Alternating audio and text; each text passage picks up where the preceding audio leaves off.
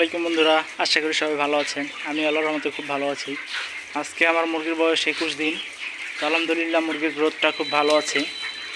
আজকে আমি আপনাদেরকে গত ভিডিওতে জানাইছিলাম 1 থেকে 5 দিনের মেডিসিন। আজকে 6 থেকে 11 দিন পর্যন্ত যে মেডিসিনটা আছে সেটা জানাবো, মানে গাম্বুরা ভ্যাকসিনের আগ পর্যন্ত যে মেডিসিনটা আছে সেটা জানাবো।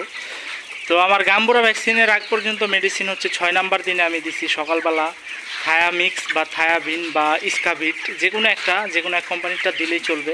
তো স্কাবিটটা ভালো কাজ করে, স্কাবিটটা আপনারা দিতে পারেন। এসকেপ কোম্পানির 1 লিটারে 1 গ্রাম করে দিবেন পাউডার। তো স্কাবিটটা সকালে দিবেন, আর দুপুরে হচ্ছে জিঙ্ক দিবেন, জিসাববেট বা জিসবেট যে কোনো একটা দিবেন। তো এটা হচ্ছে 2 লিটারে 2 মিলি 1 লিটার দিবেন, 1 লিটার পানিতে 2 মিলি করে দিবেন জিসবেট, যেটা জিসাববেট বা জিসবেট। তো এটা দেওয়ার এটার সাথে হচ্ছে টক্সিন মাইন্ডার দিবেন 2+6+ অথবা অ্যাকোয়াটক্স বা অরিটক্স যে কোনো একটা দিলেই হবে। তো এটা আমি 1 লিটারে 1 মিলি করে দেই, অরিটক্সটা বা 6+টা। এটা আপনারা দিতে পারেন 1 লিটারে হাফ মিলিও দিতে পারেন, 1 মিলিও দিতে পারেন।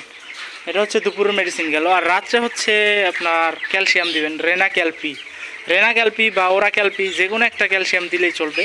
এটা আপনারা বিভিন্ন কোম্পানির পাওয়া যায়, যে কোনো একটা কোম্পানির দিলেই চলবে। আমি এই রেনা ক্যালপিটা ব্যবহার করি 3 লিটারে 3 মিলি 1 লিটারে, 1 লিটার পানিতে 3 মিলি ব্যবহার করি। তো এইভাবেই আমার মেডিসিন শিডিউলটা চলতেছে, 11 দিন পর্যন্ত চলবে, মানে দ্বিতীয় ভ্যাকসিন গাম্বুরার ভ্যাকসিনের আগ পর্যন্ত এই মেডিসিনটা দিই।